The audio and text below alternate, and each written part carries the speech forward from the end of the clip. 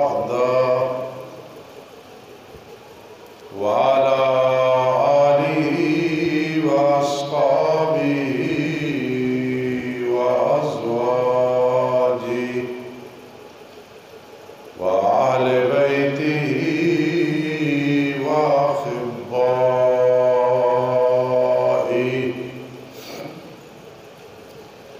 أما بعد فأعوذ بالله من الشيطان الرجيم. بسم الله الرحمن الرحيم.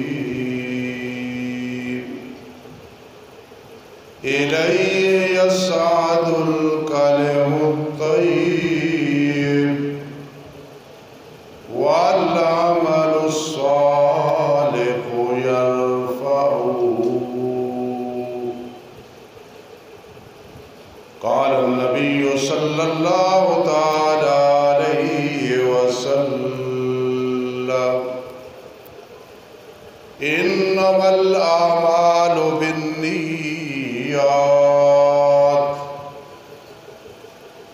أو كما قال النبي صلى الله تعالى عليه وسلم. سبحان ربك رب العزة عما يصفون وسلام على المرسلين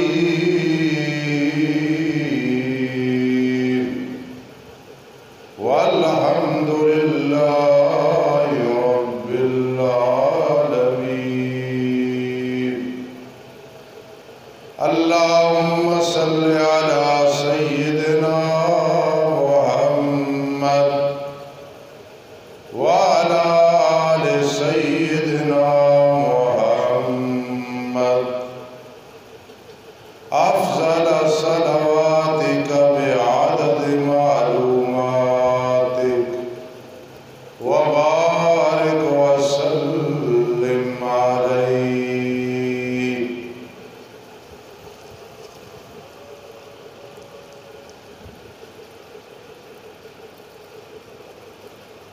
محترم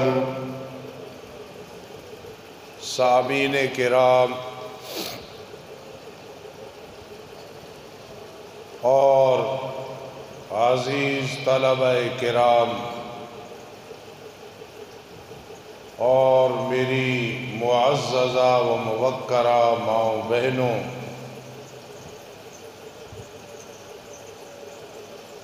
ماہانہ درس قرآن مجید جو ہر مہینے میں ہوا کرتا ہے، اللہ کے فضل و رحمت سے آج اس کی ابتدا ہو رہی ہے۔ انشاءاللہ العزیز اب یہ سلسلہ رمضان المبارک تک جاری ساری رہے گا۔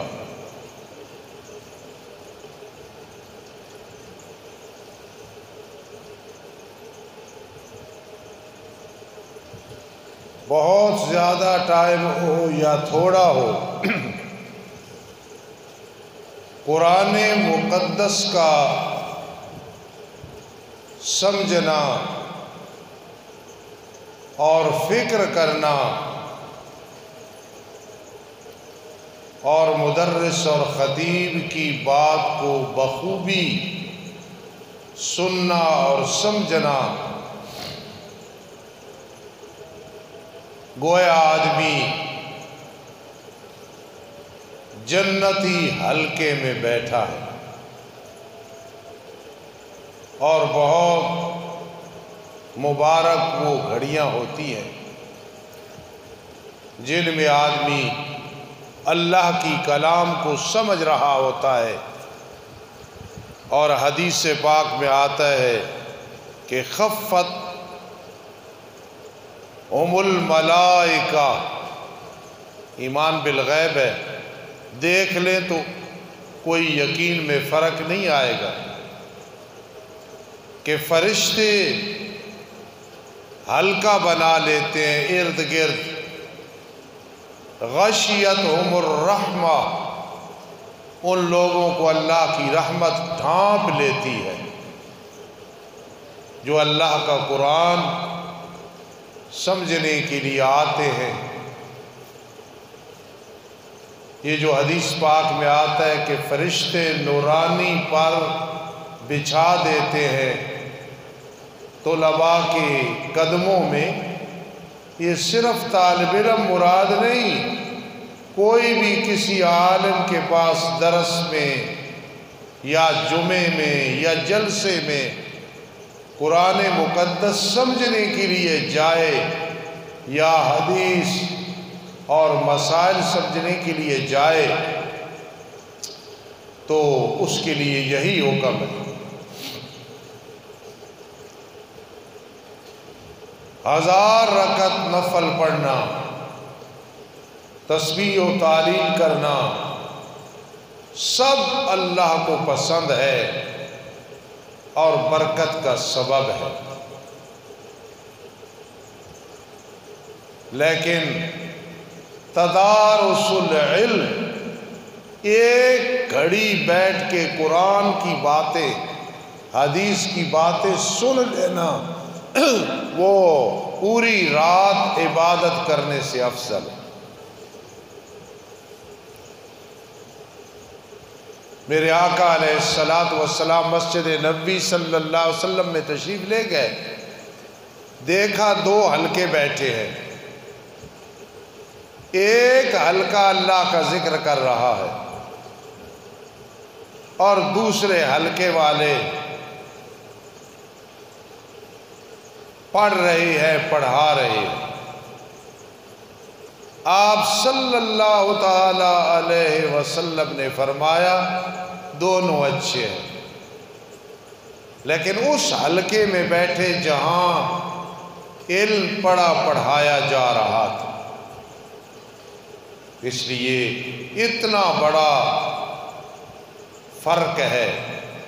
ذکر و اذکار بہت برکت والی چیز ہے، کرنی چاہیے، لیکن قرآن حدیث سیکھنا یہ اس سے بھی بڑا کام ہے۔ آج جو آیت کریمہ کا حصہ فقیر عاجز نے آپ کے سامنے تلاوت کیا ہے، یہ سورہ فاطر 22واں پارہ 13واں رکوع، الیہ یصعد الکلم الطیب والعمل الصالح یرفعہ۔ اس کو سمجھیں، طالب علم تو جلدی سمجھ جائیں گے، آپ بھی بڑے ذوق والے لوگ ہیں، انشاءاللہ آپ کو کچھ نہ کچھ سمجھ آئے گا اور گھر جا کے دہرا لینا، کئی 1000 رکعت نفل پڑھنے سے زیادہ ثواب لے کے جاؤ گے۔ لفظی ترجمہ الیہ، اللہ ہی کی طرف، یصعد چڑھتے ہیں، الکلم الطیب توحیدی کلمات، توحید، اللہ اکبر، سبحان اللہ والحمد للہ ولا الہ الا اللہ واللہ اکبر، یہ اللہ کی طرف چڑھتے ہیں۔ والعمل الصالح یرفعہ، اور نیک اعمال اللہ انہیں خود اٹھا کے آسمان پہ لے جاتا ہے۔ یا دوسرا ترجمہ، کلمہ توحید انہیں اٹھا کے لے جاتا ہے۔ مجھے اس دن صبح کے ترجمے میں ایک بات یاد آئی، تو اس وقت بھی میں نے نیت کی تھی کہ میں درس میں سناؤں گا انشاءاللہ۔ یہاں ایک بابا نور ہوتا تھا، بابا اکبر، حاجی عبدالرشید صاحب وغیرہ جانتے ہیں، بابا نور بڑا سادہ سا آدمی، اب بھی اس کا بیٹا درس میں آتا ہے، پکا مواحد تھا، توحیدی تھا، شاید اسے اپنی برادری شاید بھول گئی ہو، لیکن اس فقیر کو وہ یاد ہے۔ اور منڈیالہ کے بڑے بڑے امیر لوگوں سے وہ بابا نور افضل تھا۔ اس کی وجہ کیا؟ اسے قرآن مجید کی کئی آیات کی سمجھ تھی، اور مجھے سنایا کرتا تھا وَمَن نَزَلُّ مِمَّن يَدْعُو مِن دُونِ اللَّهِ اِذَا سَأَلَكَ عِبَادِي عَنِّي فَإِنِّي قَرِيبٌ۔ پنجابی میں ترجمہ سناتا تھا، سب آمین کہنا، اللہ اس کی قبر پہ کروڑہاں رحمت نازل فرما۔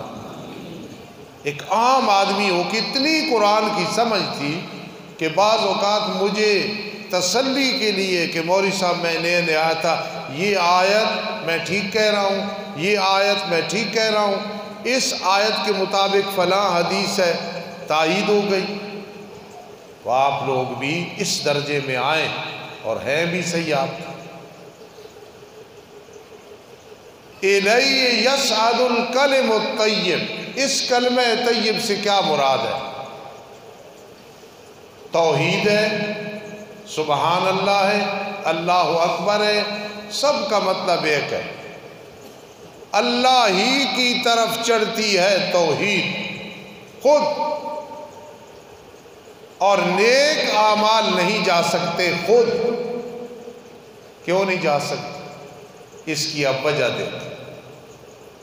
کلمہ طیب، توحید، سبحان اللہ والحمدللہ ولا الہ الا اللہ واللہ اکبر، یہ اللہ کی صفات ہیں۔ نبی سمجھ آئے؟ توجہ سے سن، آگے عام باتیں ہوں گی وہ آپ کو سمجھ آئیں گی انشاءاللہ۔ یہ اللہ کی صفات ہے۔ اللہ اپنی ذات میں بھی کسی کا محتاج نہیں ہے، اس کی صفات بھی کسی کی محتاج نہیں ہے۔ اِلَيْهِ يَصْعَدُ الْكَلِمُ الطَّيِّبُ، اللہ کی صفات میں صعود ہے، وہ خود اوپر جاتی ہے، کوئی نہیں لے کے جاتا۔ اللہ کو نہ کوئی لے کے آتا ہے، پہلے آسمان پہ مراد خاص تجلی ہے، نہ کوئی لے کے جاتا ہے۔ اللہ کسی کا محتاج نہیں ہے، اس لیے اللہ کی جو توحید ہے وہ بلا واسطہ بلا سبب کہو سبحان اللہ والحمدللہ سیدھی گئی، لا الہ الا اللہ ایسی چلی گئی، اس میں صعود ہے، خود جاتی ہے۔ والعمل الصالح، اور نیک اعمال یہ بندے کی صفت ہے، اور بندہ خود کچھ بھی نہیں ہے، اللہ پاک اس کے اعمال کو اوپر لے کے جاتے ہیں، یا توحید باری تعالی اس کو اوپر لے کے جاتی ہے۔ اب میں جو بات شروع کرنے لگا ہوں ذرا توجہ کرنا، یہ تو ترجمہ آپ نے سمجھ لیا کہ توحید خود جاتی ہے، نیک اعمال نہیں جاتے، نہیں جاتے جب تک توحید نہ ہو، ان کی روح نہ ہو، وہ اوپر نہیں جاتے۔ توحید ہوگی ورنہ مشرک حج کرے، طواف کرے، عمرے کرے، جتنی نیکیاں کرے، کوئی نہیں جاتے نیک اعمال اوپر۔ نماز منہ پہ مار دی جاتی ہے، زکوٰۃ منہ پہ مار دی جاتی ہے، حج مسترد کر دیا جاتا ہے، توحید والی روح نہیں۔ جی توحید والی روح نہیں تو اللہ پاک اس عمل کو قبول نہیں فرماتے۔ تفسیر قرطبی، خازن وغیرہ، روح المعانی، آج ہی میں مطالعہ کر رہا تھا زور کے بعد، کہ ذہن میں رکھنا، منہ سے جو بات نکالی قول ہے نا، قول قبول نہیں ہوتا جب تک عمل نہ کرو۔ کہتے رہو میں مسلمان مسلمان مسلمان، ثبوت دے کے نماز پڑھ، روزے رکھ، زکوٰۃ دے، حج کر۔ اب سمجھنا بہت مشکل بات ہے، لیکن آپ کے لیے حلوہ ہے، حلوہ ویسے بھی آپ نے ابھی کھانا ہے۔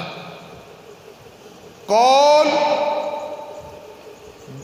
ہے، عمل ہونا چاہیے، ورنہ قول بھی مسترد ہوگا، اور قول بھی ہے عمل بھی ہے۔ کوئی قبول نہیں جب تک نیت نہ ہو۔ سبحان اللہ۔ قول کوئی قبول نہیں جب تک عمل نہ کریں، پھر دونوں کو ملا کے بھی قبول نہیں جب تک نیت درست نہ ہو۔ اب تینوں چیزیں ہو گئیں بابا اکبر کے پاس، استاد جی قول بھی ہے، استاد جی عمل بھی کرتا ہوں، استاد جی نیت بھی ہے، تینوں چیزیں آ گئیں۔ قول، عمل اور نیت نہیں قبول ہوگا جب تک اتباع سنت نہیں ہوگی۔ کہاں لے گئے امام قرطبی رحمہ اللہ تعالی بات، اور حقیقت ہے، اور انہوں نے یہ حدیث نقل کی ہے جو میں نے آپ کو سنائی ہے، کہتے رہو عمل نہ کرو کوئی قبول نہیں، عمل بھی کر لو نیت نہیں کوئی قبول نہیں۔ اور یار نیت بھی آ گئی نہیں، کہہ رہا ہے عمل کر رہا ہے نیت بھی ہے، جب تک سنت کی سطح پہ نہیں لگی ہوگی عمل قبول نہیں ہوگا۔ اب آپ سمجھ گئے ہوں گے، ساری چیزیں آ گئی، جب تک اتباع سنت نہیں ہے اس وقت تک کوئی عمل قابل قبول نہیں ہوگا۔ جس طرح میں نے آپ ہی سے سنا ہے کہ کسی نے کہا منجی کو پانی کتنا چاہیے، اس نے سمجھانے کے لیے کہا پانی پانی پانی پانی پانی، اس نے کہا بس کر، اس نے کہا بس کرتا ہوں تو منجی خشک ہوتی ہے۔ ہاں کذا اتباع سنت کا اتنا دخل ہے کہ مکہ المکرمہ میں بیٹھے ہو، مدینہ منورہ میں بیٹھے ہو، سندھ میں بیٹھے ہو، ہند میں بیٹھے ہو، مصر میں بیٹھے ہو، شام میں بیٹھے ہو، اس ادارے میں بیٹھے ہو، اتباع سنت اتباع سنت اتباع سنت اتباع سنت، یہ جس آدمی نے اپنا طریقہ بنا لیا، یقین کرنا اگر جاہل بھی ہے تو وہ جنتی ہے انشاءاللہ۔ ہر بات میں اتباع سنت اتباع سنت۔ تو اب آپ کو بات سمجھ آ گئی، قول کے ساتھ عمل کی دلیل دے دو، عمل آ جائے نیت کی دلیل دو، تینوں چیزیں آ گئی، اتباع سنت کی دلیل دو۔ اب تمہارے عمل کی دیر ہوگی، عرش معلی سے آواز آئے گی تقبل تو تقبل تو تقبل تو تقبل تو، قبول کر لیا۔ صحابہ کرام رضی اللہ تعالیٰ عنہ اگر ایک مٹھی یا نصف مٹھی جو کی خرچ کرتے اود پہاڑ کے برابر ثواب ملتا تھا۔ وجہ کیا ہے؟ اتباع سنت، نیت درست تھی۔ فرما تم اود پہاڑ، یہاں بھی میں بخاری شریف میں ایک بات علمی سمجھا رہا تھا، آپ کو بھی سمجھاؤ انشاءاللہ آپ کو سمجھ آ جائے گی۔ مولانا عبد المجید سرائے عالمگیر والے رحمہ اللہ بہت بڑے عالم گزرے ہیں اور عامل بھی تھے، عملیات میں استاذ تھے۔ وہ فرماتے تھے کہ اگر تمہیں کوئی بات سمجھ ہے نا تو اس کی نشانی کیا ہے؟ سمجھنا بات، تمہیں کوئی بات سمجھ ہے اس کی نشانی یہ کہ تم دوسرے کو سمجھا لو، اگر سمجھا لو تو تجھے سمجھ ہے، نہ سمجھا سکو پھر تمہیں بھی سمجھ نہیں۔ میرے آقا نے اود پہاڑ کا نام کیوں لیا؟ آپ فرماتے تھے ھذا جبل، یہ اود پہاڑ ہے، یحبنا، یہ ہمارے ساتھ بڑی محبت رکھتا ہے، ہم اس کے ساتھ بڑی محبت رکھتے ہیں۔ سبحان اللہ۔ اور قیامت کے دن یہ جنت میں جائے گا۔ لیکن اود پہاڑ کی مثال دی، یہاں سے بھی ایک سیرت ملتی ہے، جب کسی کو مثال دینے لگو تو ایسی دو جو اسے سمجھ آئے۔ میں جو مثال دوں، یہ طالب علم بیٹھا ہے اور نام لے لوں کہ یہ پرند اونکا کی طرح ہے، اونکا کا لوگوں کو تعارف نہیں، تو مجھے مثال ایسی دینی چاہیے، یہ شیر کی طرح ہے، یہ فلاں کی طرح ہے۔ تو میرے آقا نے ایک مثال دے کے بھی ہمیں سنت سمجھا دی ہے، جب مثال دو تو ایسی دو کہ آدمیوں کو متعارف ہو اور اس بات کی سمجھ آ جائے۔ تو اس لیے اتباع سنت ہوگی تو بھائی کام چلے گا، ورنہ کوئی کام نہیں چلے۔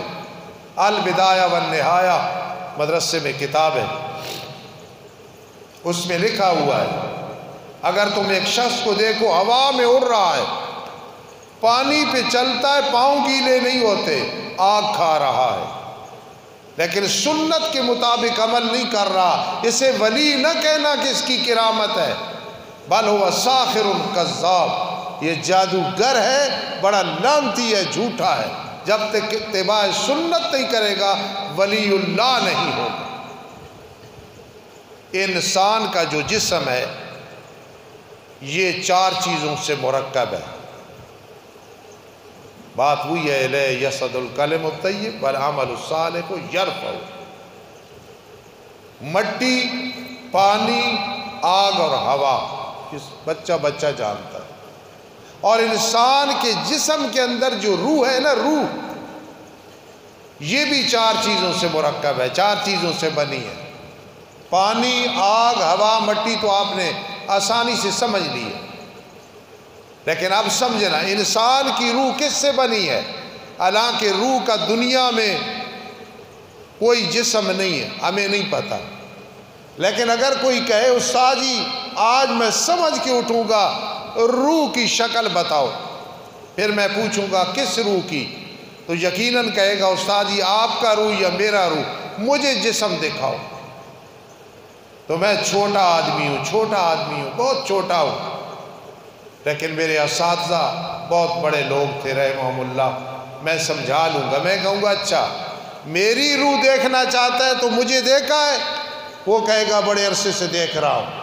میں کہوں گا پھر میری روح من عن، جس طرح یہ حبیب الرحمن نظر آ رہا ہے اس کی روح کی شکل، جسامت، حیت اسی طرح ہے۔ اور اگر اور تو پھر جو اپنا جسم تو نے دیکھا ہے نا، تیری روح پورا یہی جسم ہے۔ مرنے کے بعد یہ روح جب ادھر سے جدا ہوتی ہے، پکی بات ہے، ٹھگی بات ہے، قیامت کے دن اس جسم میں آئے گی، قیامت سے پہلے جسم میں نہیں آتی، یہ پکی بات ہے۔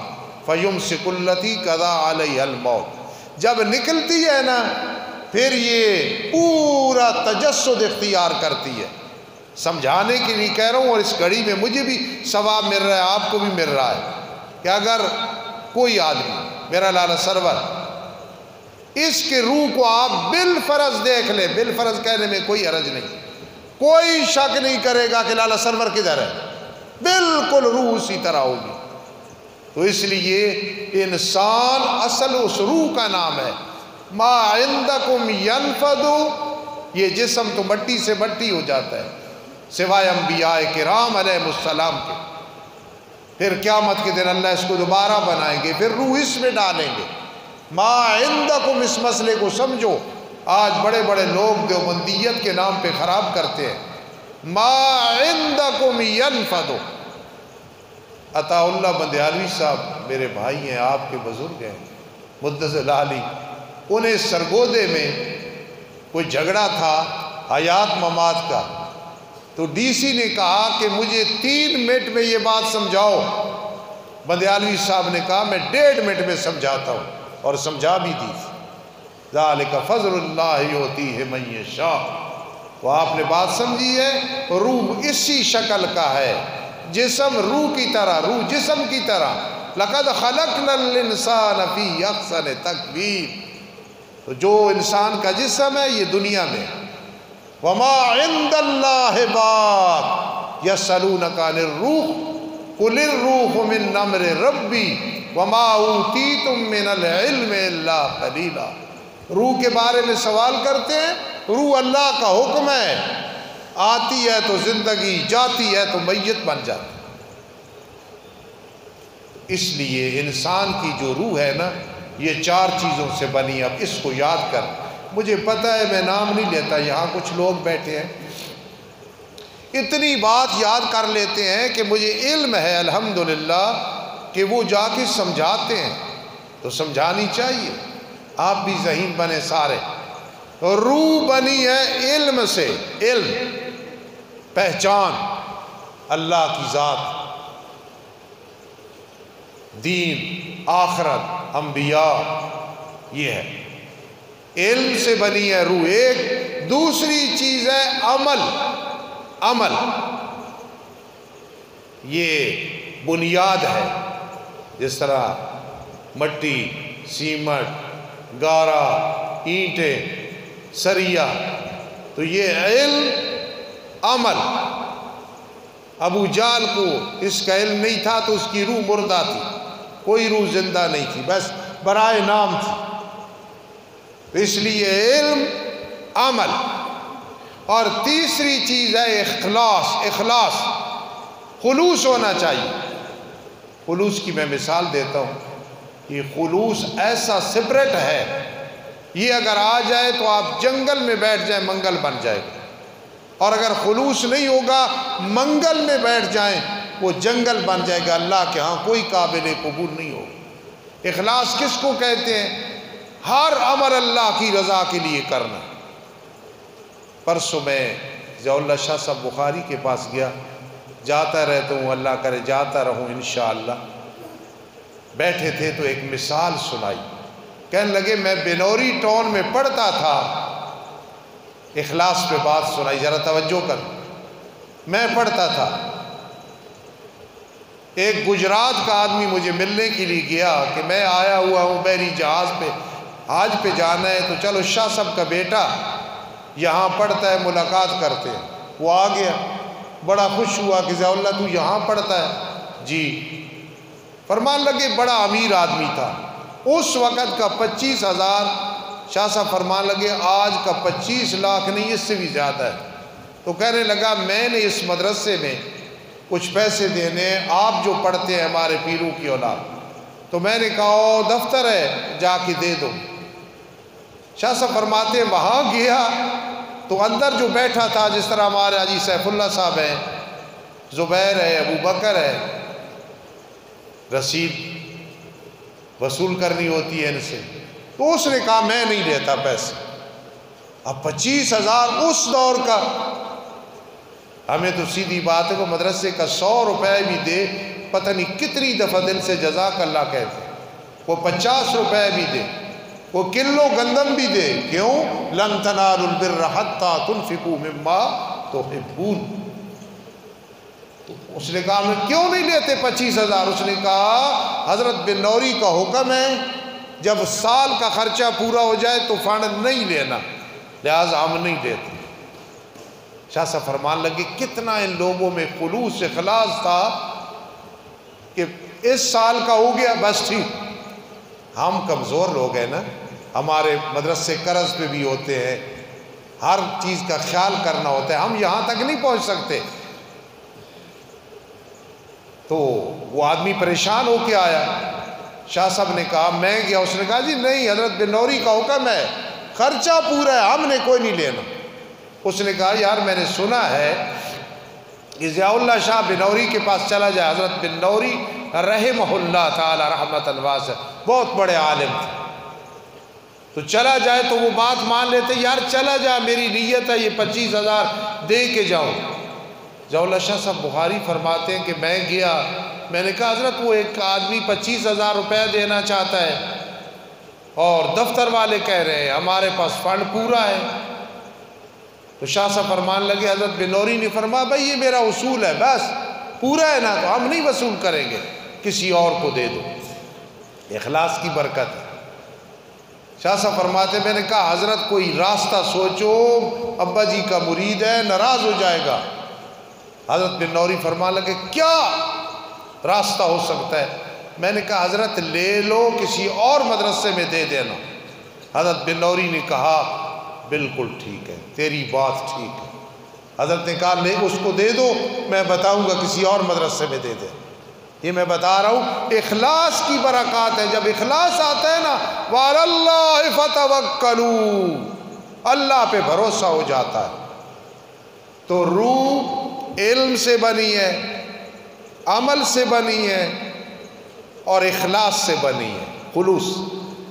ورنہ روح اگر علم نہیں عمل نہیں، آپ دیکھ لینا برادری میں وہ لوگ علم نہیں عمل نہیں اور اخلاص نہیں، اور علم سے مراد پورا عالم نہیں، کم از کم حلال حرام کی تمیز ہو، یہ حلال ہے یہ حرام ہے، یہ جائز ہے یہ ناجائز ہے۔ یہ 3 چیزیں ہو گئیں۔ اب چوتھی چیز کیا ہے؟ چوتھی چیز ہے فکر آخرت۔ اللہ اکبر۔ روح جو بنی ہے علم سے، عمل سے، اخلاص سے اور فکر آخرت سے۔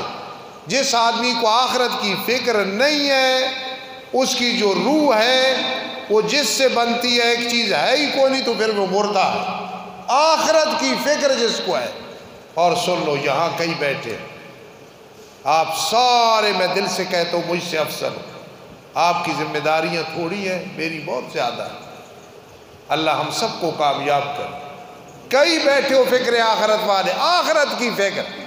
میرے آقا علیہ السلام نے فرمایا جو ساری فکر آخرت کی بنا لے، ہر کام میں کہے بس یہ آخرت بن جائے، آخرت بن جائے، یار میری آخرت برباد نہ ہو، میری آخرت برباد نہ ہو، میری آخرت برباد نہ ہو، میری قبر برباد نہ ہو، میری قبر ویران نہ ہو۔ فرمایا یہ فکر آخرت۔ جس نے ساری فکریں اکٹھی کر کے دودھ کا کام کرتا ہے، گھی کا کام کرتا ہے، تیل کا کام کرتا ہے، سیمٹ کا کام کرتا ہے، گڑ کا کام کرتا ہے، گندم کا کام کرتا ہے، منجی کا کام کرتا ہے، پیشہ ہے، سروس ہے، کوئی ہے، سارے غموں کو اکٹھا کر کے گئے آخرت کی فکر، یا اللہ آخرت میں ذلیل نہ کر۔ اسلام آباد میں ایک عورت تھی، اس کے 7 بچے حافظ قرآن تھے، کہو سبحان۔ ایک بچہ بھی بڑی سعادت ہے، ایک بچی بھی بڑی سعادت ہے۔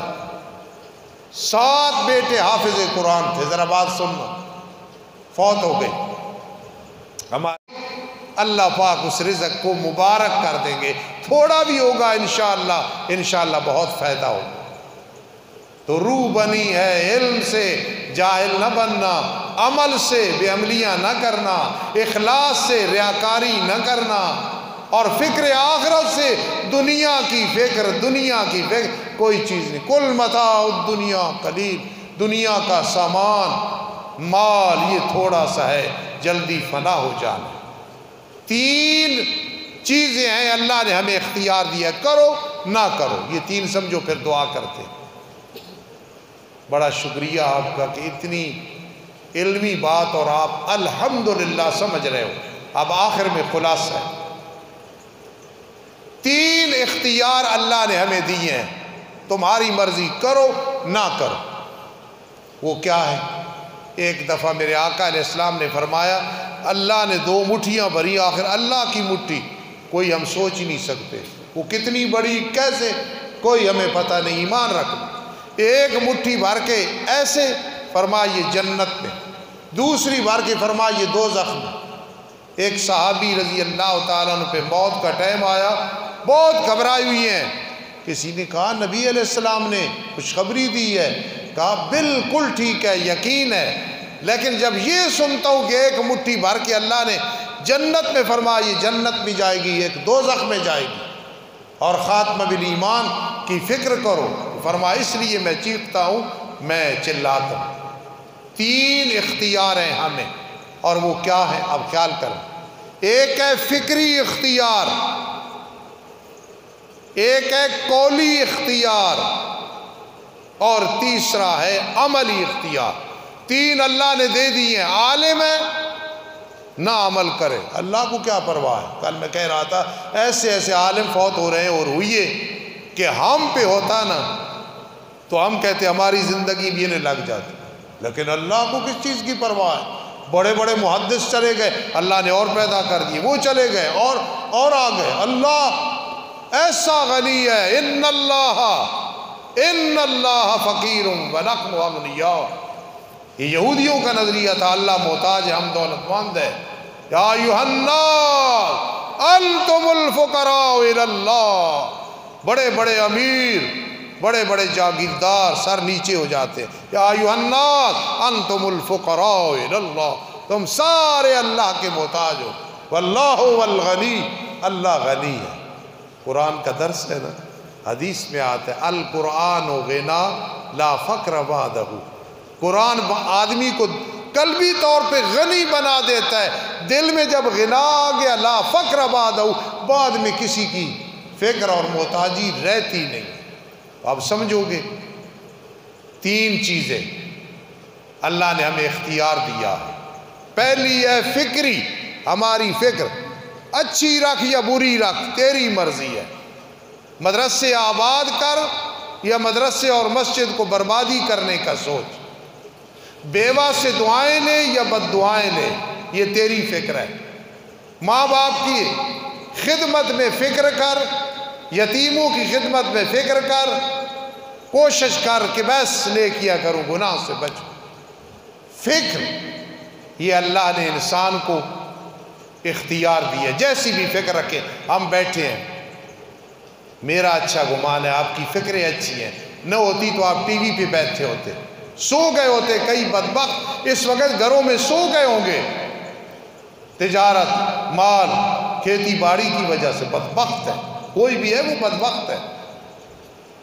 فکر یہ اللہ نے اختیار دیا، تو فکر اچھی رکھیں گے کامیاب ہوں گے، فکر غلط رکھیں گے ناکام ہوں گے۔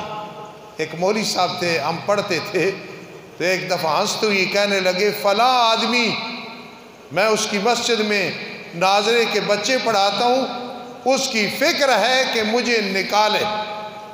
آگے ہنس کے کہتے تھے، حالانکہ اس کے محلے میں کنجری ہے، اسے نکالنے کا نہیں سوچتا، میرے بارے فکر کرتا ہے کہ یہ قرآن پڑھانا چھوڑ دے، ناظرے پڑھانا، دعائے قنوت یاد کرانی چھوڑ دے۔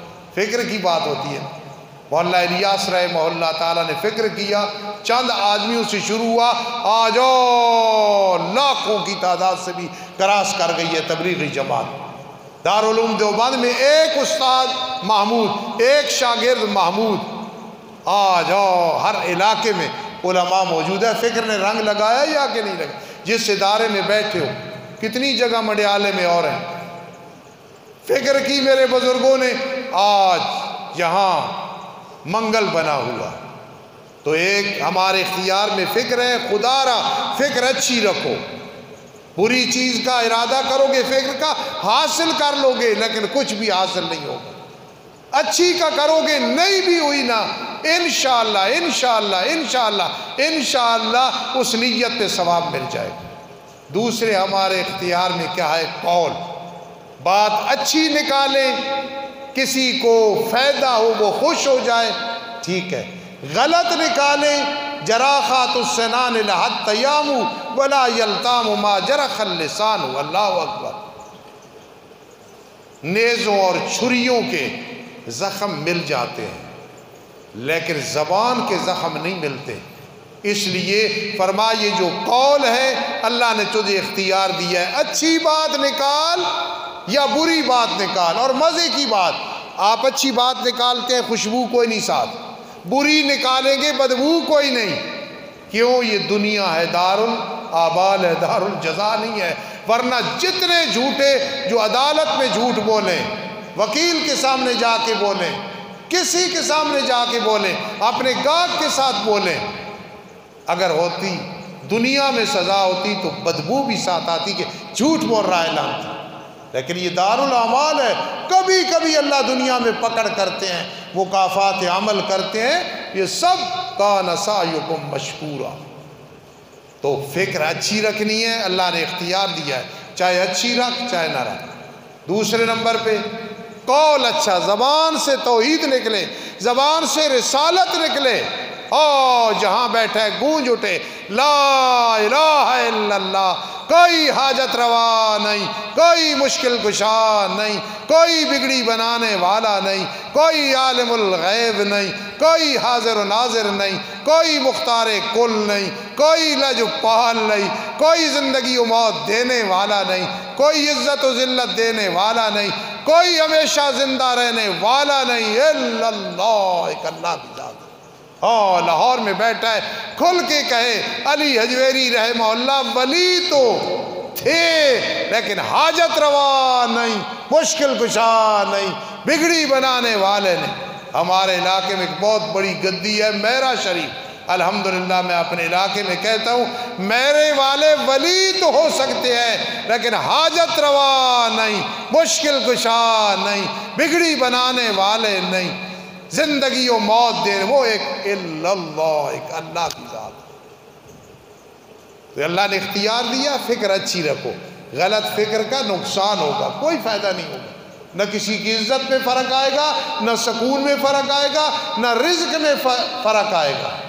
اور دوسرا قول زبان سے ایسا نکالو کہ اگلے کو ٹھنڈا کر دے، اگلا خوش ہو جائے، اچھا انداز ہو۔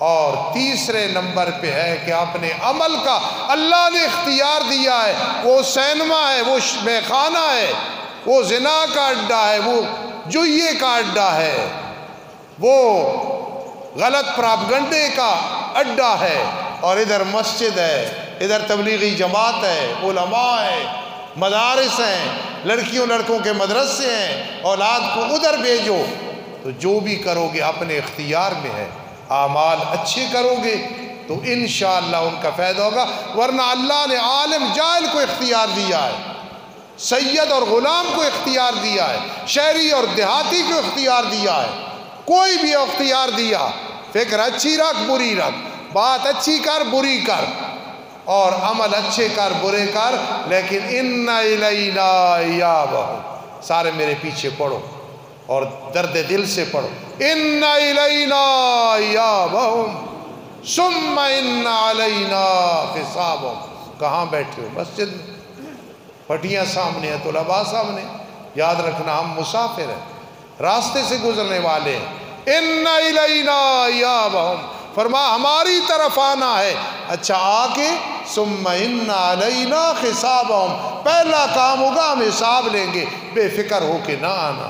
الیہ یصعد الکلم الطیب، توحید تو آپ ہی خود اوپر چلی جاتی ہے، والعمل الصالح یرفع، نیک اعمال اللہ اتنے راضی ہوتے ہیں خود اٹھا کے حکم دیتے ہیں میرے پاس لے آؤ، توحید پہ پکے ہوگے انشاءاللہ اعمال قبول ہوں گے، ورنہ قبول نہیں ہوں گے۔ آپ کا اس شوق ذوق سے فقیر کی علمی گفتگو سننا یہ قابل تعریف ہے، قابل تحسین ہے، اللہ آپ کو جزائے خیر عطا فرمائے۔ الحمدللہ رب العالمین والعاقبۃ للمتقین والصلاة والسلام علی رسول محمد وآلہ وصحبہ اجمعین۔ اللہ ہمارا پہلا درس قرآن مجید اس سال کا اپنے دربار میں قبول فرما لے۔ اللہ ساتھیوں نے جس محبت سے سنا اللہ انہیں جزائے خیر عطا فرما دے۔ اللہ اس چھوٹے سے طالب علم کو، عاجز کو، گنہگار کو بھی اے اللہ، اور میرے اساتذہ اور والدین اور بہن بھائیوں کو، ساری امت کو ثواب عطا فرما۔ اللہ پوری زندگی ہمیں فکر آخرت نصیب فرماؤ، اخلاص نصیب فرماؤ، نیک اعمال کی توفیق دے دو۔ اے اللہ اے اللہ اے اللہ، آخرت کی فکر نصیب فرما دو۔ اے اللہ کوئی پتہ نہیں کس وقت ہم نے تیرے پاس پہنچ جانا ہے، اے رب کائنات گناہوں سے نفرت عطا فرما دو، گناہوں سے نفرت عطا فرما دو۔ جتنے نوجوان بیٹھے ہیں، بوڑھے، مائیں بہنیں، طالب علم، میں عاجز، اے اللہ ہم سب کو ہر گناہ سے دلی نفرت نصیب فرما دو، ہر نیکی کے ساتھ قلبی محبت نصیب فرما دو، ہر برے انسان سے دوری اس وجہ سے کہ وہ تیرا نافرمان ہے، اور ہر نیک آدمی سے محبت کہ وہ تیرا نیک ہے، بندہ ہے، بندی ہے۔ اے اللہ خاتمہ بالایمان فرمانا، عذاب قبر سے محفوظ فرمانا۔ اللہ کچھ لوگ ہیں شیطان ان پہ بہت ناراض ہے، ہمیں ان میں سے بنا دے۔ بہت سارے لوگ ہیں شیطان عقیدے اور اعمال اور کردار کے لحاظ سے ان پہ بہت خوش ہے، اللہ لا تجعلنا منہم، لا تجعلنا منہم، لا تجعلنا منہم۔ اللہ کئی لوگ ہیں جن کی قبور پہ رحمتیں برستی ہیں، اللہم اجعلنا منہم۔ کئی ایسے ہیں جن پہ لعنتیں برستی ہیں کفر اور شرک اور منافقت کی وجہ سے، اللہم لا تجعلنا منہم، اللہم لا تجعلنا منہم۔ اے اللہ دنیا سے جائیں اللہ حقوق اللہ سے فارغ فرما دینا، حقوق العباد سے فارغ فرما دینا۔ اللہ روحانی بیماریاں، جسمانی بیماریاں اس وقت یلغار ہے، بہت زیادہ ہیں، اللہ جسمانی بیماریوں سے بھی شفا دے دے۔ حسد، کینہ، بغض، عداوت، منافقت اللہ ہمارے دل کے قریب بھی نہ آئے، ہمارے دماغ کے قریب بھی نہ آئے۔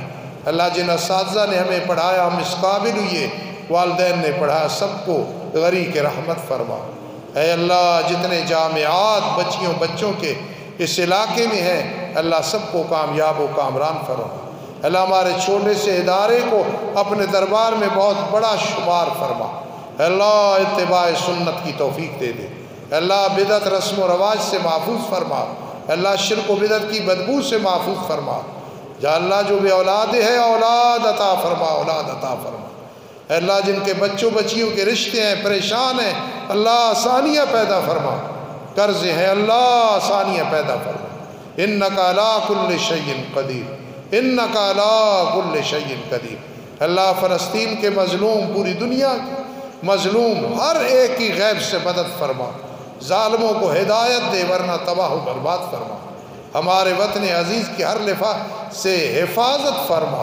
ربنا آتنا فی الدنیا حسنہ وفی الآخرۃ حسنہ وقنا عذاب النار۔ ربنا تقبل منا، اللہ میرے روحانی بیٹے قاری شبیر صاحب وغیرہ بیمار ہیں، ان کی بیٹی بیمار ہے، بہت ساری مائیں بہنیں بیمار ہیں، اللہ سب کو شفا عطا فرما، سب کو شفا عطا فرما، سب کو شفا عطا فرما، آمین یا رب العالمین برحمتک یا ارحم الراحمین۔